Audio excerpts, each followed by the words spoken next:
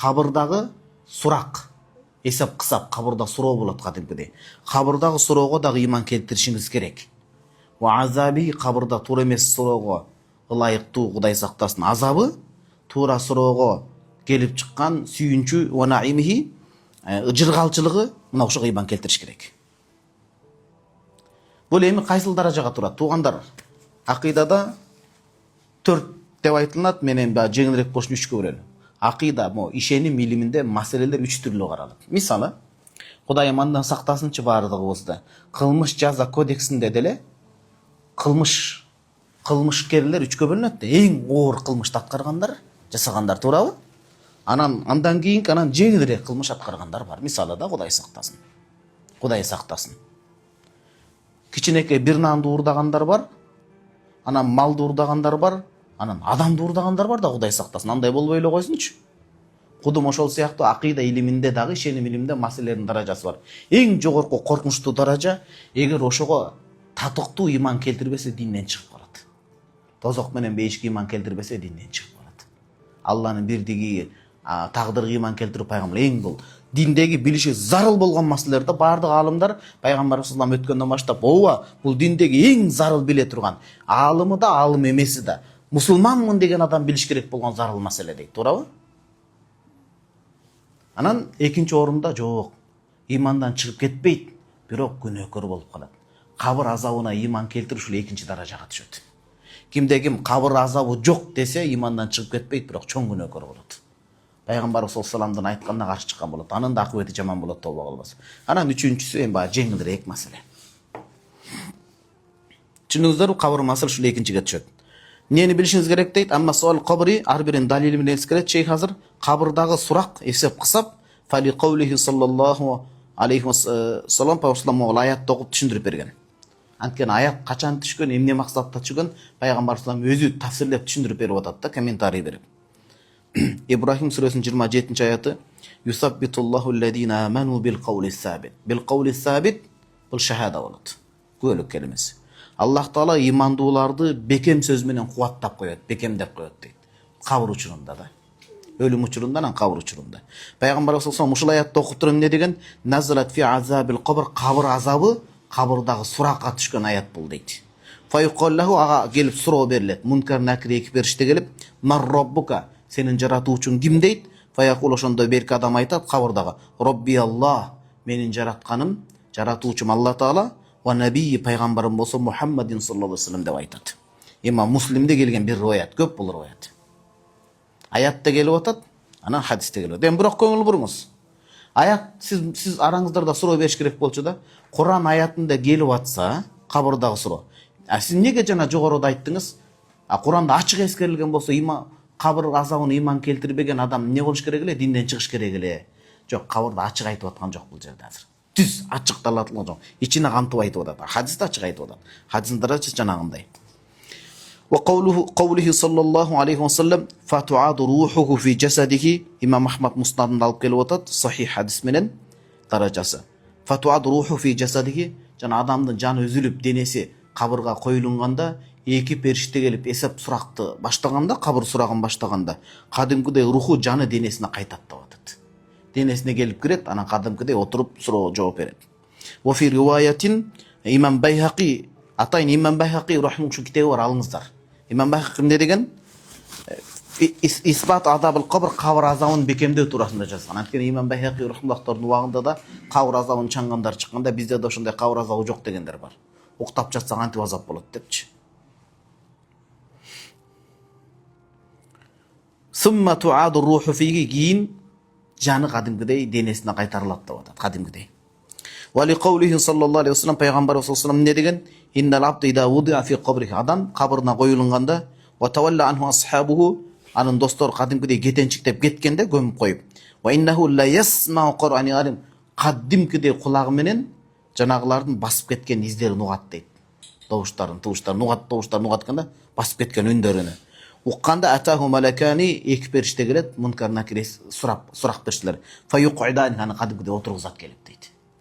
Анткени денесине руху кайтарылып атпайбы, жогорку хадисте деген. Фаяқулан ла айтат: "Ма кунта тақулу фи хазар раджул", могул адам боюнча эмне дейсиң деп сурайт. Могул адам дегени пайгамбарыбыз саллаллаху алейхи вассалам жөнүндө сурап атат. Демек кабырда суралып аткан зат пайгамбарыбыз саллаллаху алейхи вассалам жашоодогу эң зарыл. Пайгамбарыбыз саллаллаху алейхи иман келтирүүнүн кадыр барын карасаңыз, кабырда суралып атат да.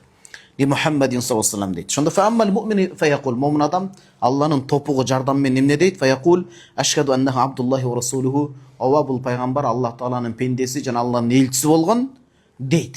Туура жооп. Фаякул шонда айтат: унзур иля мақадика минан нар, тозоктогу ордуңа карагын эми дейт.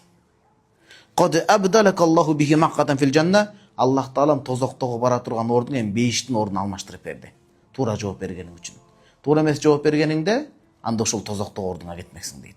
Ар бир адам жаратылганда аалымдарыбыз айтат, Бухариде келген шарх хадиске, Умдатул Кариде Бадрутдин Айни рахимахуллах чоң аалымыбыз айтат, ар бири жаратылганда эки жайы менен жаратылат. Тозоктун жайы, бейиштин жайы менен. Бирок эмне үчүн берки барбай турган жайы да кошо жаратылып көрсөтүлөт десе, момун адам үчүн бейиштеги жай өтө сүйкүмдүү болуп көрүнүш үчүн. Ал эми тозокко кете турган адамга өкүнүчү дагы көбүрөөк болуш үчүн дейт. Кандай бейишинен куружалак калганы туурабы, Кудай сактасын. Файрахума жамиан, тозоктогу жайындагы бейиштеги дагы жайында экөөнү тең толук көрөт, бирок момун адам туура жооп берген үчүн бейиштеги ордуна барат. Кала Катадату чоң табиин айтып атат, рахимаху зукира лана аннаху юфсаху лаху фи кабрихи. Момун адам туура бул хадисте бир эле жооп келип атат.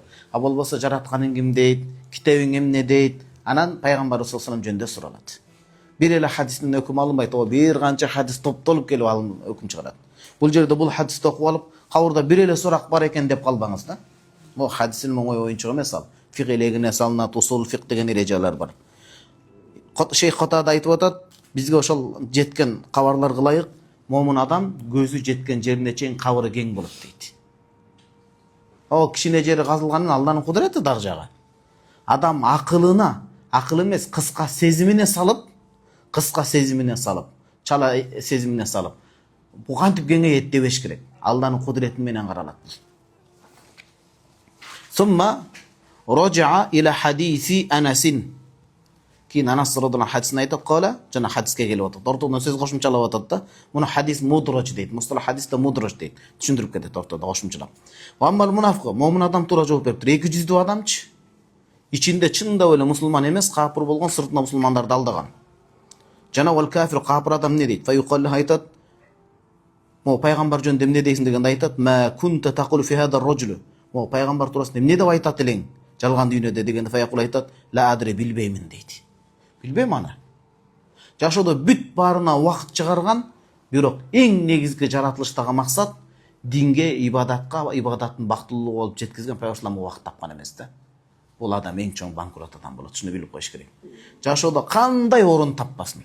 Бизде ушул түшүнүк, материалдык түшүнүк басым болуп кетип атпайбы, туурабы?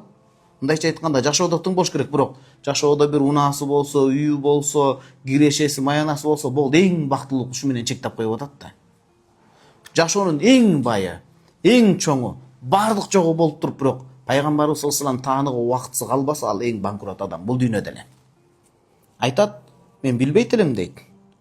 Кунту акулу ма якулун нас, башка оратта кунту акулу фихи деп келет. Пайгамбар туурасында адамдар сөзүн айтам, бул педофил деп айтып чыгарышпай, Кудай сактасын. Бул деген жалганчы, бул арабтардан чыккан бирөө самозванец өзүн өзү атап алган. Деп эле айтчумун мен, аны чын төгүндө изилдеп, ушинтип айтып койгом, маани бербей. Десфайкул айтат, ла дарайта, сен билген да жоксуң, ва изилдеп мунун аркасынан түшүп. Бар болбосо бардык нерсени изилдедиң сен. Бардык ушундай өмүрүңдө бүт нерсеге малынып чыктың, бирок эң керектүү нерсеңди карабадың дейт да. Вала талайта, жана окуганда жоксуң дейт. Алланын сөзүндө окуган жоксуң деп. Ва юдрабу би матариqa min hadidin дарбатан. Ошол чокмор, хадид, темирден болгон чокмор менен бир каты урулат. Фаясиху сайхатан, берки адам ошол соккудан, кабырдагы адам туура эмес жогун. Ушундай катуу кыйкырат, ясмауха ман ялихи, жанындагы гайра сакарайн, инсан менен жинден башкасын баарды угат. Аттардын мөңкүп кетип аткандыгы, качыр эшектердин мөңкүп кетип атканы кабыр жанында бекер эмес. Анткени жанындагы ошол кыйкырыктын жанындагы, Кудай сактасын, инсан менен жинден бөлөк жаныбарлар угат деп атат. Эмнеге десе, инсан менен жин угуп койгон болсо, парда көтөрүлөт да баардыгы иман келтирип калмакта. Алгачкы жерге көмүлгөн адамдан баштап эле, күнөөкөр болуп көмүлгөн адамдан баштап, кабыр азабына ким алгач түшсө, ошондон баштап баардыгы имандуу болуп калмак. Ар бир өз орунда да, Кудай сактасын. Ал мажбур имандын Алла Таалага кереги жок. Өзү негиз Алла Таала биздин ибадатка да иманда муктаж эмес, адам өзү ал нерсеге муктаж. Ва кала саллаллаху алейхи ва саллям, пайгамбарыбыз саллаллаху алейхи ва саллям айткан, жогорку хадисти имам Бухари жеткирип берип атат, Абу Давуд жеткирип берип атат. Туугандар, Бухаринин 3 чоң шархын аласыз, кыскача. Сиздердин чөнтөгүңүздөрдү ойлоп айтып аткан кебим бул. Болбосо шарттар канча көп шарт топтодук. Биринчиси чоң хафиз, факих, лугавый чоң алымыбыз Ханафи мазхабта башкасындай. Ал-Алламату Шейхул Имам Бадруттин Айни рахимахуллах Умдатул Кори басмасына, эң жакшы басмасын. Экинчи Шейх Кармани деген Ханафи алым бар, ошонун шархын аласыз. Үчүнчүсү Ал-Хафиз Амирул Муъминин фил Хадис Ибн Хаджар Асқалани рахимахуллахтун Фатхул Барин аласыз. Имам Кармани Ханафи алым болот. Бирок ал киши кыска нуска шарттаган. Керектүү жерлерин. Эски басмасы менде бар, Аллага шүгүр. Ал эми Абу Давудтун шарттары көп, бири Базлул Мачкут деген бар, ошону аласыздар сонун. Сахаранфури чоң алым болсун. Ханафи алым. Болуп тур кетти. Экинчи хадис имам Абу Давуд Хаким Мустадракта алып келип атат. Ва кала саллаллаху алейхи ва саллям истагфиру ли ахикум деген. Сахабага айтыш болгондо, кайсы бир сахаба Пайгамбар жаназасын туруп айткан, кечирим сурагыла бир тууганыңарга. Астагфирулла, Аллахым ушу пендеңдин күнөөсүн кечир дегиле. Вассалу лаху тасбит, периштенин суроосуна бекем туура жооп берүүсүн сураңгыла Алла Тааладан. Фа иннаху ана юсал, азыр эки периште келип муну суроо чокутту баштайт. Азыр суралат бул деди. Дуа кылгыла деди. Демек дуанын таасири жетет экен да. Туура жооп берүүнү насип кыл деп дуа кылгыла деди. Ва кала саллаллаху алейхи ва саллям, мен бул китептерим Кыргызстанга жөнөткөм, Абу Давудтун шархычы, Базлул Мачкутту. Фи халли Абу Давуд деп имам Сахаранфури чоң. Бул хадистерди алыш керек. Анткени хадистер алымдардын түшүндүрмөсү менен фикка салып окунбаса, адашып кетиш коркунчубуз бар. Зохиру лафз ээрчип. Кандай эле Аллахтын сыпаттарында ошол аяттардан, хадистердин, өкүмдар эмес, муташабихтердин сырткы маанисын алып адамдар алданып кетип атпайбы, туура эмес адепсиздик кылып. Мында да ошондой жолго түшүп калышыңыз коркунчу бар да. Ва кала саллаллаху алейхи ва саллям, пайгамбар айтып атат, жанагы кабырда туура эмес жооп берген адам эмне болот дейт? Жанагындай бир катуу сокку жегенден кийин юдайяку алейхи кабр ушунчалык гана кысат дейт. Кабр ушунчалык кысат дейт, хатта тахталифа адлауху, кабыргашынан тайышып кирип калат дейт. Жер кысып отуруп, Кудай сактасын. Кала пайгамбарыбыз саллаллаху алейхи ва саллям айтты: "Ва залика каулуху табарак таала", мына ушу Тоха сүрөсүнүн 124 аяты ушул кабырдын кысканы туурасында келген дейт. Кабыргасы кайышкан учурга дейт. Фа инна лаху маишатан данка, кимде ким Алланы эскерүүдөн жүз бурса, ага өтө тар жашоо болот дейт. Өмүрүндө да, өлүмүндө, кабырында дагы. Ва нахшуруху, далил ушул, кабыр азабы ушул да, яумал кыямати ама, кыяматтан көзү сокур кылып тирилтебиз дейт. Айтат да, Алла Таала мен дүйнөдө көзүм сокур эмес эле эм болгондой болду дегенде, көкүрөгүң сокур болчу, иманды көрө алган эмессиң дейт. Баардыгын көрдүң, иманды көрө албадың дейт да. Ошон үчүн инсан дайым Алла Таалага дуа кылганда, Аллахым туура тандоону насип кылгын деп дуа кылыш керек. Баардык нерсени тандап, туура нерсени тандай албай калган адам макбети да бул. Туура тандоону насип кыл деп дуа кылыш керек да. Истихара дуасынын мааниси зарыл да. Пайгамбар ошон үчүн айтканда, бут кийим ала турган болсоңор истихара окугула. Анткени истихара эмне мааниси бар? Аллахым мен тандоомдо адашып калбайын деген маани да бул. Дүйнөмө, диниме пайдасы тийген болсо, кайыр берекеси болсо насип кыл деп атпайбы, туурабы? Адам, баардык эле адам туура тандай бербейт. Туура тандагандар тандоосуна ыраазы боло бербейт экен да, карасаңыз. Бул сөзгө жакшылап маани бериңиз. Баардык адамдар туура тандай бербейт. Далили менен адашкандар болот. Туура тандагандардын дагы көпчүлүк ага тагдырына ыраазы боло бербейт да. Аттигинин ушул мисалы да, илим жолунда келип калып, аттигинин андан көрөк башка жолдо болгонумда азыр күтүрөп байлык күтөт элем. Чоң байлыктас, эртең аны дагы Кудайым берет. Эң чоң байлык илим, билим эмеспи туугандар? Мисалычы. Кеттик.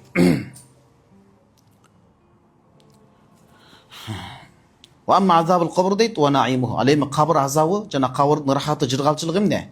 Фали каулихи, мына далилдер ар бирине. Фали каулихи саллаллаху алейхи ва саллям, ва аммал кафиру дейт, капыр адам дейт. Аул мунафик же 200 адам фаякул эмне дейт экен? Ла адри, билбеймин дейт. Кунту акулу ма якулун нас, жогоркуда өткөн. Адамдар айтчу сөздү эле кайталап калганда, Мухаммад ушундай деп. Файкол ушунда периштелер айтат: "Ла дарайта, билбедиң, ва ла талайта, окубадың." Дарайта деген дираядан чыгат, талайта деген тилавадан чыгат. Окубадың дейт. Summa yudra bi mitraqati min hadid жана өттүк. Темирден болгон чокмор менен урат, дарбатан бейни узунайхи. Бейни эки кулагынын ортосуна дейт. Эки кулагынын ортосу кара кушуна деген сөз. Эң таалуу жер. Адам кара куш менен жыгылса эсин жоготот, элестетиңиз. Эң таалуу адамдын мээнин жумшак жери. Бул хадисте көрдүңүз, эки кулагынын ортосуна ура турган жер келип атат. Кудай сакта, я Алла, Кудай сакта. Фаясыйсы ушунчалык жанчыдагы азаптан шунчалык катуу кыйкырат, казак бауырлар айтмакчы, айгайлап. Ясмауха майялихи, жанындагы адамдар угат дейт, илля сакалейн, инсан менен жинге болбойт. Кулагында парда бар да. Ошон үчүн алымдар фикта айтышкан, кабырды зиярат кылуунун адептеринин бири кабырга барганда гүлбөш керек дейт. Азап болуп ошол жерден үлгү ала турган жерден гүлгөн, бул жөндөн жөн гүлгөн эми, Кудай сактасын. Ал жерде барып анекдот айтып, гүлүп, ал андай күлө турган жер эмес дейт да. Күлө турган жер эмес дейт. Бул хадисти бизге Имам Бухари сахихинде жеткирип берип атат. Кала имам Са'лаб. Имам Са'лаб ким болгон билесизби? Мин аимматул луга, тил алымдары болгон. Убактысын текке кетирген эмес, көчөдө жүргөндө да китеп окуп жүрчү. Китеп окуп барат, ошо чоңдордун аты көчөдөн басып баратып, анан бул кишини бастырып кеткен да, Кудай сактасын. Кудай сактасын. Ушунчалык чоң адам болгон, бул түшүндүрүп берип атат. Рахималлаху таала эмне дейт? Бул китеп кайсы Фатхул Бари ибн Хаджар Асқалани рахималлаху келип атат. Каулуху жана периштердин талайта. Окуган жоксуң деген аслыгы талаута, көрдүңүзбү? Ай ла фахимта. Түшүнбөпсүң сен жашоонун акыйкатын дейт экен. Жашоодо баардык нерсени таапсың дагы, бирок негизги биле турган Мухаммад саллаллаху алейхи билбепсиң, демек түшүнбөпсүң дейт экен. Жашоонун жандырмагын түшүнбөпсүң. Вала каратал Кур'ан, Куранды да окуапсың дейт. Вал мана маанысы ла дарайта, билбедиң дагы. Же вала табата маядри, өзүң билбедиң, же билгендерди ээрчибедиң дейт. Карасаңыз. Адам билиш керек, же билбегенди ээрчиш керек да. Мазхаб кармануу түшүнүк ошол да. Бардыгы Куран сүннөттөн өкүм алып чыга албайт туугандар. Кудай жараткан гана иллеман ихтассахулла адамдар. Муштахиттер, мисалы Имам Абу Ханифа мазхаб башчысы сыяктуу ошондой гана дөшө адамдарга Алла мүмкүнчүлүк берген да. Өзүнүн сөзү, Памсулам сөзүнөн бүт Куран, бүт жана усулдагы эрежелерден ушундай өкүмдү алып келип чыгууга. Андай боло албайбызбы? Ошолордун жолунда ээрчишибиз керек. Куран сүннөт ошолордун жолунда жакшынакай ээрчишибиз керек болот.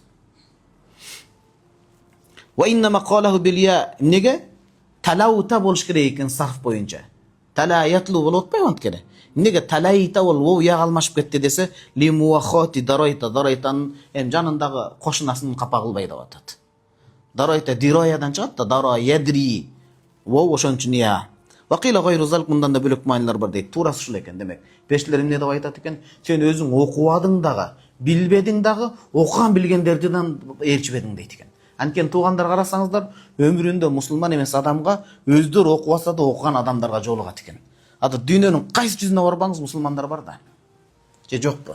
Интернет айдыңында бар да туугандар. Аллах таалам өздөрүнөн чыгарып койгон го мусулмандарды, туурабы, туура эмеспи? Өздөрүнөн дагы чыгарып койгондор бар да. Өздөрүнөн дагы чыгарып койгондор бар,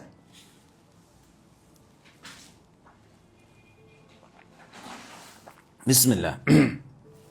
Кеттик.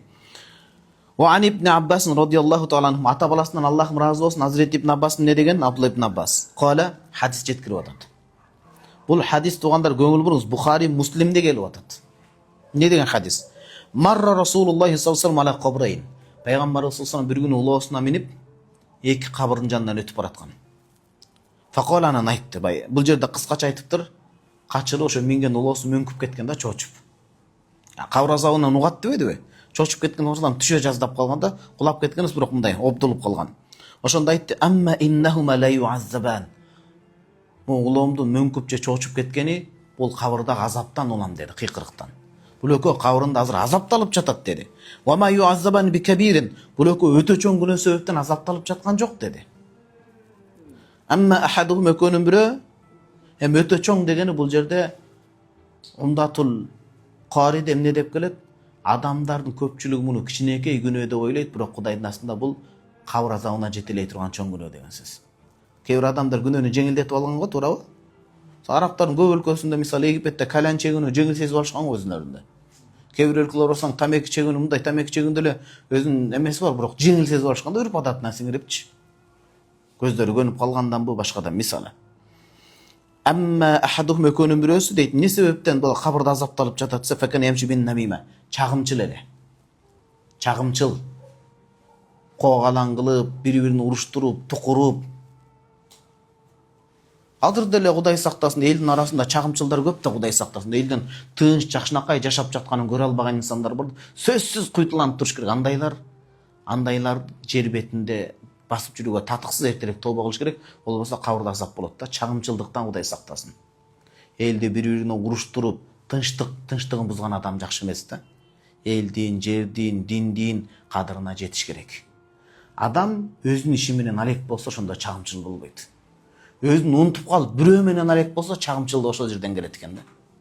Ар ким өзүнө көңүл бурганда ар бир нерсе мыкты болот экен. Анан өзүн унутуп койгондон бале башталат экен да, Кудай сактасын, туурабы? Мисалы, шунчалык катуу нерселерди сүйлөйт, бирок эртең менен багымдат намазына кичине бир төшөгүн көтөрүп тура албайт. Анда бул кыйын да. Кыйын да бул. Анткени жана Мухтасарут Таргиб ва Тархиб ибн Хаджар Асқалани рахимахуллах хадис тап келет эмеспи? Кандай хадис? Ар бир намазда периште үн салып чакырат дейт. Куму ила салатикум. Намазыңарга тургула. Фабридуха. Намаз окуу менен тозокто кабырыңарда күйүп жаткан тозоктун отун өчүргүлө деп айтат дейт. Арасаңыз Кудай сактасын чагымчылыктан. Бул биринчи күнөөсү ушул адамдарды бири-бирине тукур уруштурат эле деген сөз.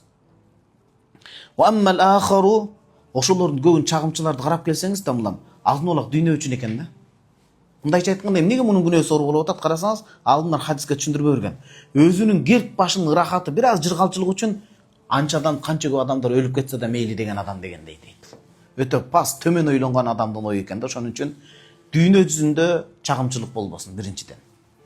Мусулман өлкөлөрүнүн анчында биздин Кыргызстаныбызда ким буга чейин чагымчылык менен алектенсе, Рамазан айында Кудай мүмкүнчүлүк берип атат тооба кылууга.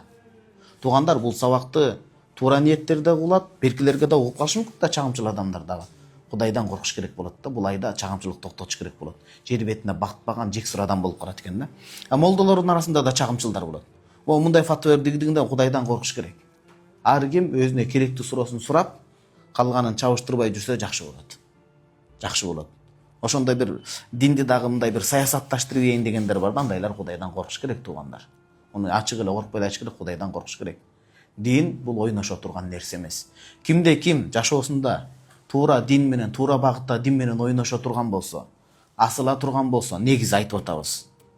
Бул жакшылык менен бүтпөйт да. Чагымчылдык кылбаш керек. Чагымчылдык динде уруксат берилбейт. Өлкөнүн кадырына жетиш керек, тынчтык болуш керек. Кабырда кыйналып атат мына бул. Ва малахару пайгамбар айтат, экинчиси дейт. Факана ла ястатру мин баулихи, нажасаттан тазаланбайт эле, заарасынан тазаланбайт эле деп атат. Мындайча айтканда, ажаатканага туалетке кирет, мен адет менен кагаз короп айтайын, шарпылдатып башка кылып көңүл бурбайт деп атат да. Тазалыкка көңүл бурбайт деп атат. Факкала Азрет ибн Аббас айтып атат. Кала деген рави да, кала жазбаңыз, рави деп. Ошондо фадаа пайгамбар айтты. Би асибин ротбин. Бир мындай ротбин деген курманын жанагындай кургап кала эле курманын шагын сындырып келгиле деди. Фашаккаху биснейн, аны экиге бөлдү да, бутагынан ажы. Сумма грас ала хада вахидан. Чагымчыл болуп азапталып аткан кабырына бир жанагы немени сайды. Ва ала хада вахидан, берки күнөөкөргө бирди келип сайды да, сумма кол айтты. Лааллаху ан юхаффафа анхума ма лам яйбаса. Бөлөкө кургап калганга чейин тасбих айтат. Тасбихинин себебинен бул жерде ушул эмне кылынат деп келет, күнөөсү жеңилдирет дейт. Ушул жерден Шейх ибн Теймия Мажмул Фатава китебинде жөнөкөй эки нерсенин сообу жанага жетип атса, Алланын сөзүнүн сообу кантип Куранын сообу жетпейт деп далил келтирет. Кээ бир адамдарга таң каласың, Шейх ибн Теймия деп имам карманат, бирок бул жерине келгенде ээрчибей коюшат да. Бизде Ханафи мазхабта Куранын сообу жетет туугандар. Ва ан Аби Айюба радияллаху таала анху сахаба кала хаража Расулуллахи саллаллаху алейхи ва саллям ба'дама гharabati ash-shamsu. Кабыр азабы, жыргалчылык жөнүндө хадистер кетип атат. Бүт пайгамбар саллаллаху алейхи ва саллям тастыкталган хадистер. Бул хадис Имам Бухари, Муслим алып келет.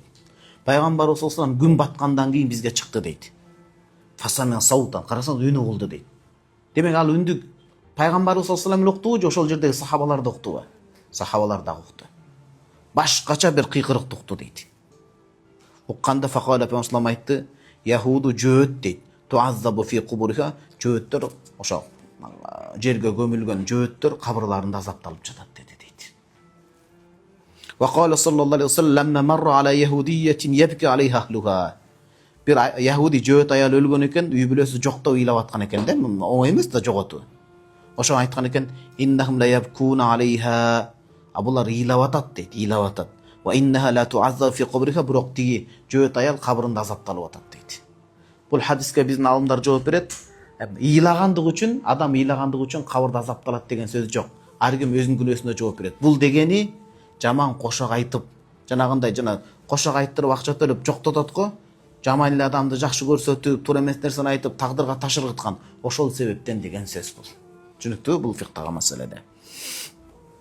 Ve kâle sallallahu aleyhi ve sellem, Peygamber sallam dağır hadiste emne degen, bu hadisti İmam Bukhari jetkirip atat. Allahum inna a'udhuka minel kesel. Allah'ım jalkooluktan sakta soranamın da atat. Jalkooluk. Jaşoosunda jalkoo bolgan adam dininde de jalkoo bolat eken da, Kuday saktasın. Karasanız. Ekinçisi vel haram, karılıktan. Kartayganda baktısız karılıktan. Haram degen kartaygandıktan sakta sorangan demne jaş alıp ket degen söz emes da. Baktısız karılıktan. Hiç kimge batpay kalуу da. Kartlar uyuna jatıp kalуу başka boluu. Kartlar uyuna jatıp kalуу başka boluu. Kartlar uyuna jatıp kalуу başka boluu, Karekem goyru musawwar bu. Men aşo musawwar degende görünüp ketip atpayбы? Wal harami, wal ma'sami. Ma'sam degen isim mastar mimi, günöden. Günöden. Günöden. Günökör boludan, wal maghrami, maghram degen gurum emeden, qarızdan karekem. Maghram kimde dep жазып dayn, dayn. Qarızdan. Ve min fitnatil qabri, qabr azabından. Qabr sınoosundan. Fitna degen sınoo da. Sınoo degen emne? Sınoo, bul jerde alımдар mo hadiske түшүндүрүп беришкен. Qabrdın azabı dagı gelet. Sınoosu degen qabrdagı sual, suroo. Momun adam dele kıynalıp kalat dal suroodoçu. Taza жүргөн adam dele belgili bir organдар менен чакырылып сурак алынып калса, бул дүйнөдө эле калтырап калышы мүмкүн да, бул дүйнөдө эле таза болсо делечи эмне болуп кетти окуй депчи. Мисалычы, Аллах Тааланын периштелер шунчалык мээрим ырайым жок периштелер кабырда сураганда кыйын да. Мен момунмун. Кенен жооп бере алам дебей, кичине Кудайдан коркуш керек да, Кудайдын топугу менен деп. Туурабы? Канчалык момундукка туура жашап атабыз, амалдарыбыз канчалык таза, эл көзүнө жакшы болуп көрүнгөн менен жалгыз абалда кандайсыз, анан канчасы рия болбой эле билбейбиз да, Кудай сактасын, билбейбиз. Кудайдын мээрими эле да бул жерде. Ve azabul kabr açık geldi, anan kabırın azabı deydi. Bu hadis İmam Bukhari jetkirip. Kiyinki kabr azabı boyunca. Ve kâle sallallahu aleyhi ve sellem inna ahadakum iza mat. Sizlerin biröňör kaytış bolganda deydi. Canı çıkkanda uridu aleyhi maq'aduhu bil gadati wal ashi. Bara turgan jayı erteň menen geçinde görsetilip turat aga deydi. Beýişlik bolsa beýişlik bara turgan jeri, tozoktuk bolsa Kuday sakta tozoktogу bara turgan jeri deydi. İn kana min ahlil cenneti beýiş eýlerinden bolsa Famin ahli cennet beýiştegi ordu bara turgan jay erteň menen geç görsetilip turat deydi. Ve in kana min ahli nar tozok eýlerinden bolsa fa yuqal aytylat hada maqaduka hatta yab'asaka Allah yawmal qiyamah, kıyamatga çeyin Allah Taala seni tiriltkenге çeyin uşul senin jayıň bolat dep tozoktog otundan kabırdagy bir otu ülüşü kişine gazaptalyp turat deydi da kıynalyp. Ve qala sallallahu aleyhi ve sellem, bu hadis İmam Müslim jetkirgen, laula an tadafanu la da'awtullah yusmi'akum min azabil qabr. Sizler gömüş gerek. Gömүү sünnet adam zatın. Adam atabızdan beri gele жаткан көрсөтүлүп. Peygamber ошону икрор кылган. Мурдагы шариятты моюндап каршы чыккан эмес. Усул дереже келет. Мурдагы пайгамбарлардын шариятын биздин шариятка далил болобу, болбойбу? Пайгамбар саллаллаху ооба деп тастыктаса бизге шарият болот, каршы чыкпаса. Курандан, сүннөттөн каршылык келбесе, ооба. Пайгамбар айтып атат. Лаула ан тадафану. Ошол силерге gömүү сүннөт болот. Эгерде gömүү маселеси болбогондо, ла даутулла мен жаратканга дуа кылмакмын, эмне деп кабыр азабын силерде угса деп. Бирок кабыр азабын угсаңар эч кимди көмбөй коесуңар окманадан дейт. Эч кимдердин көмүлбөй калуу коркунучу болбогондо мен дуа кылмакмын деп атат да. Кудай сактасын. Бул хадисти Муслим жеткирип атат. Бел таватуратул хадис мутаватир, түмөндөгөн канча деген сахаба, алардан кийин канча деген табейин, алардан кийинки муун. Пайгамбар саллаллаху көрө албаган, бирок сахабалар көргөн. Сахабаларды көрө албаган, бирок табейиндерди көргөн. Табагат табейин 3 алтын доор.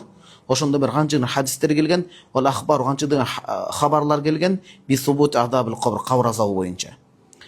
Фaqala al-Hafiz ibn Abdul Barr Maliki masab ta'alam. Bu kişi Кайсы китебинде Тамхид деген китеп, ул менде бар. Тамхид Истискар деген китептерин. Былтыр китеп көргөзмөсүн алганмын, хадис китеби. Не дейт? Wal asaru hadis деген сөз. Fi azabul qabr la yahutu biha kitabun дейт. Бул китепке чектелинбейт, көп мааниде келген дейт. Бир китепке эле жете турганчалык эмес дейт, кабыр азабы туурасында келгендер. Wa qala al-imam al-Ayni rahimahullah, имам Ayni, Badruddin al-Ayni rahimahullah чоң алымыбыз. Walana aydan ahadithu sahihatun mutawatir деңгээлинде бар дейт. Мутаватир болса анда демек булар эме болмок эле да. Муну кабыр азабын чаңган адам кафир болуп кетиш керек эле, яғни мутаватирул маана деген сөз да. Маани тараптан. Лафз эмес. Кейбирлер лафзы деп та айтат эми. Ва qala al-Hafiz ibn Rajab al-Hanbali rahimahullah wa qad tawatarat al-hadithu an an-nabiy sallallahu alayhi fi adab al-qabr, кабыр азабы боюнча көптөгөн хадистер келген дейт. Яғни муну кайтарган адам иманына коркунуч келет, чоң күнөөкөр болот. Динден чыгып кетпесе да чоң коркунуч болот иманына. Күнөөкөр болот деген сөз. Wa ala zalika ijma' ahli sunnati. Мына ушу кабыр азабы бар экендигин ахли сунна вал жамаа, пайгамбарыбыз саллаллаху алейхи вассаламдан бери келе жаткан түз акыйдадагылар, пайгамбарыбыз саллаллаху алейхи вассалам бул аламдан өткөндөн баштап, ооба, пайгамбарыбыз саллаллаху алейхи вассаламдын сөзү бар, Куранда далалат бар деп, бир ооздан кабыр азабы бар деп келген. Бизде кабыр азабы жок дегендер бар Кыргызстанда. Белгилүү бир агым өкүмдөр этият болуш керек. Кайтыш керек илимге. Эми илимсиздиктин дабасы илим окуу болот. Үтүр коюп коюңуздар, ушул жерде үтүр коюлбай калыптыр. Ар бир китепти окуганда могу типографиядан оңдоп, китапканаларга бериш керек, оңдош керек, авторго жеткизипчи. Эми киши деле билет болгону, мүмкүнчүлүгү жетпей калышы мүмкүн да, чыгына албай калышы мүмкүн. Ала залика ошо кабыр азабы бар экендигин ахли сунна ва жамаалар ижма кылган. Ижма деген пайгамбарыбыз саллаллаху алейхи вассалам бул аламдан өткөндөн кийин бардык бир ооздан өкүмгө макулдашат, ооба деп. Бул далил болот да. Мусулмандар эмнени туура деп көрсө, Аллахым ошону туура кылат. Faqad qala al-imam Ibn Battal rahimahullah taala чоң алым айтып атат. Wa fihi дейт, жогор хадистерден кийин анна азаб al-qabr haqqun. Кабыр азабы чындап бар. Бар. Мусулмандарга да кабыр азабы болуп калышы мүмкүн, ооба, кээ бир күнөөкөрлөрүнө болуп калышы мүмкүн. Wa ahli sunnati, пайгамбарыбыз саллаллаху алейхи вассаламдан берки түз этикатты кармангандар мужмиуна бир ооздан макул болушат дейт, бардыгы бекемдешкен, алал имани бихи кабыр азабы бар, ва тастыкташ керек деп. Вала юнкиру илля муптади, көрдүңүз маанада муптади, динге жаңылык киргизген, сүннөттөн пайгамбарыбыз саллаллаху алейхи вассалам алып келген динден адашкандар гана, туура эмес бидатты кармангандар гана бул кабыр азабын жокко чыгарат дейт. Ibn qala al-Hafiz ibn Abdul Bar Maliki mashabta алым айтып атат рахималлах, ва ахлу суннати мусаддикуна би фитнатил кабр. Ахли сунна вал жамаа түз акыйдадагылар кабыр азабындагы кабыр суноосу бар экендигин тастыкташат, жана кабыр азабы бар экендигин эмнеге пайгамбарыбыз саллаллаху алейхи вассаламдан өтө көп хадистер келгендиги себептен. Истискарда айтып атат. Ва qala al-imam an-Nawawi rahimahullah айтат, Муслим, Сахих Муслим, Минхаж деген китебинин аты. Минхажда эмне деген? Фафих ушу жогор хадистерде кабыр азабы бар экендиги келип атат. Бул туура жолдогулардын масабы ушул Муътазила жамаатына каршы дейт. Муътазила жамаат кабыр азабы жок деген. Бардыгы эмес, дирория жанагындай, кээ бир эмелери. Аларда бир канча бутакка бөлүнгөн, а бизде Кыргызстанда ошол Муътазила жамаатындай ойлонгон кээ бир агым ээлери бар, ошолорда кабыр азабы жок дейт. Андай эмес. Илимде бул натура болуп калат, этиятташ керек. Кабыр азабы бар туугандар. Ва qala айдан не деген? Бу киши имам Навави рахималлах, "И'лам анна мазхаб ахли суннати, ахли сунна вал жамаанын мазхабы акыйдасы кабыр азабы бар деп келет. Бул боюнча Курандан жана сүннөттөн көптөгөн далилдер келген деп атат туугандар. Көптөгөн далилдер келген. Ушуну менен иншалла бүгүнкү акыйда сабагын бүтүрмөкчүбүз. Бүгүн ошо тозок менен бейиш, кабырдагы суроо жана эсеп кысап маселеси. Бүгүн баа шапаат маселесин окушубуз керек эле. Телефонубуздун заряды жетпей аттан аны эртең эме. Эфир өчүп калбасын. Дуа кылалы. Субханакаллахумма ва бихамдик.